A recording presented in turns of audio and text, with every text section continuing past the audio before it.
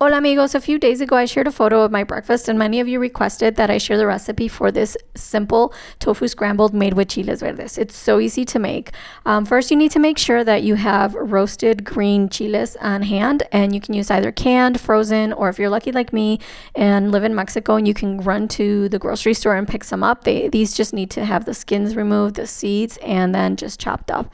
And you're going to melt some vegan butter, and if you have nosy kitties like I do, then you need to get their seal of approval before you can add it to the pan. See, Felix licks his lips, so we're good to go.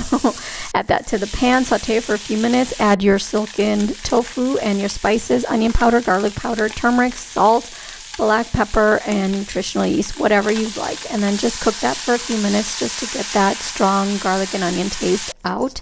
And I added black salt as well, and that's it. You warm up your corn tortilla, you smash some avocado on it, and you're ready to enjoy. Such a simple breakfast. I hope you try it and enjoy.